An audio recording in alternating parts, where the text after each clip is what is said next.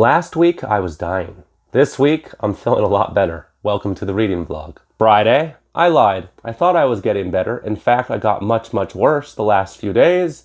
I have pneumonia, so I couldn't breathe, and I was bedridden, and I was feverish, and at some point I was hallucinating because the doctors just told me I had a cold. Because when they ask you to, rate your pain on a scale of 1 to 10, but you're a professional cage fighter, you're going to probably lowball that number. So they didn't feel the need to check for pneumonia until I went back. But I'm just glad that I'm feeling a lot better. And I'm just very grateful that when my children got sick and I was bedridden and I couldn't breathe, that they did not get nearly as bad as I did.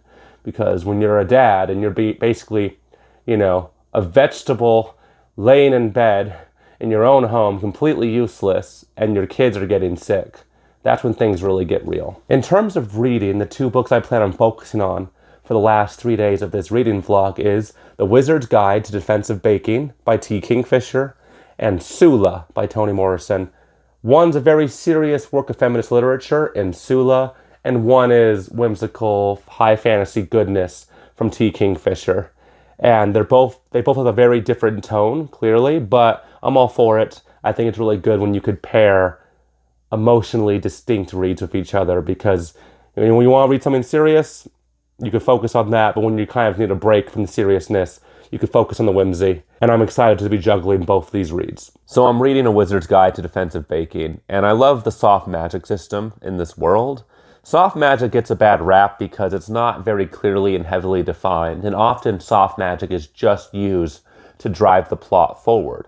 A lot of big fantasy fans love hard magic systems because the rules for the magic are so clearly defined that it makes it very interesting and fun to kind of predict how magic is going to be used, how magic is going to be used to solve certain puzzles. But on the other hand, I think it takes the magic out of magic. One of the interesting things, fun things about magic is that the reader who doesn't exist in this magical world can't completely understand magic. So I find it to be a lot of fun in, A Wizard's Guide, that magic is being used in very creative, whimsical ways. Maybe even ways that don't even make sense, particularly if you were going to put on your glasses and be like, well, that doesn't make a lot of sense, actually. But that's not the point. I'm a big fan of soft magic systems, and A Wizard's Guide to Defensive Baking is just reminding me why that is. You expect heroes to survive terrible things. If you give them a medal, then you don't ever have to ask them why the terrible thing happened in the first place, or try to fix it. Heroism is an unfortunate habit. It's nearly impossible to be sad when eating a blueberry muffin. I'm pretty sure that's a scientific fact. Saturday, I finished A Wizard's Guide to Defensive Baking, and that was a lot of fun. Definitely my favorite T. Kingfisher book I've ever read, and I've read 4 or 5 of them, so that is saying something. It might even be 5 stars. I'll have to meditate on that, but definitely my favorite. Really damn good. It had magic being used in creative ways, because our main protagonist has magic, has baking magic, so she can only use magic as in relation to baking, baked goods, flour, dough, frosting, that sort of thing. There is sentient gingerbread men. There is a carnivorous sourdough starter that is her familiar named Bob, and Bob is wild. There's such beautiful and funny passages in this book. I love the main protagonist. There's fun battle scenes, creative conflicts, a conspiracy at the center of it about people killing magic users, beautiful passages about heroism and PTSD that I was not anticipating.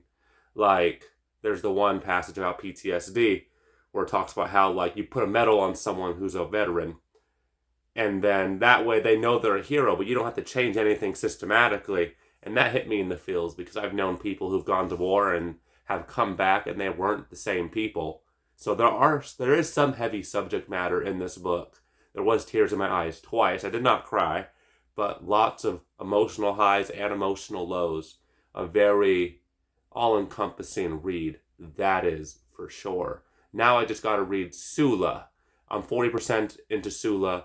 Already 2 people have been lit on fire. It's a wild book. Sula was wrong. Hell ain't things lasting forever. Hell is change. The presence of evil was something to be first recognized, then dealt with, survived, outwitted, triumphed over. And like any artist of no art form, she became dangerous. Sunday, I finished Sula, and I'm not sure how I felt about it.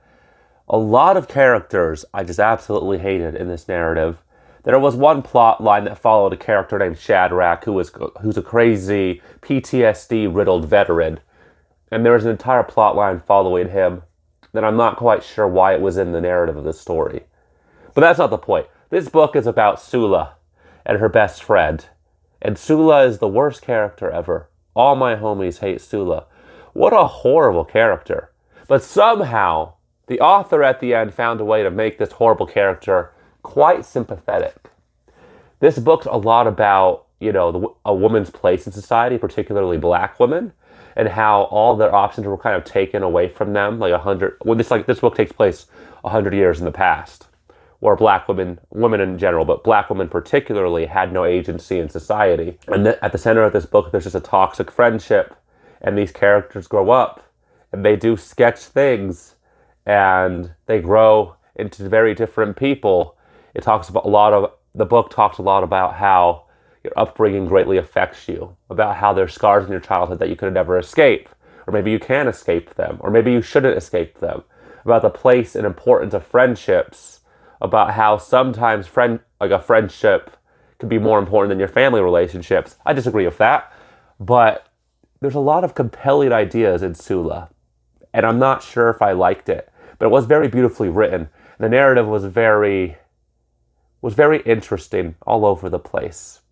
That is for sure. There's a lot of beautiful passages about long suffering, about endurance, about dealing with the hand about living with the hand that you're dealt and not complaining too much about it. About how they don't make people like they used to, which is something that the old always say about the young.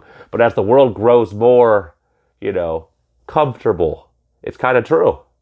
Like the world my grandparents grew up in, except for, future prospects, and I live in a capitalist hellscape. Except for that, that world was kind of like a lot more savage than it is today in this very modern world. So yeah, hate Sula. All my homies hate Sula. 2 people get lit on fire. There's racism. There's a lot of feminism. Thought-provoking passages. I'm not sure if I liked it. I'm not sure if I'll give Toni Morrison a try. I only picked up this book because Jack Edwards, a very prominent booktuber, recommended this as one of the books he says you should read in 2024. And I'm not sure if I like his taste anymore, but we shall see. 487 pages read for this week, which isn't half bad because I only read for 3 days because I was dying, because I had pneumonia. But I'm feeling a lot better. I think next week will be a much more productive reading week. I'm going to try to read 3 books. I'm going to try to get some videos uploaded, and I'm going to try to not die. Thank you guys for watching this week's reading vlog, and I'll see you guys next time.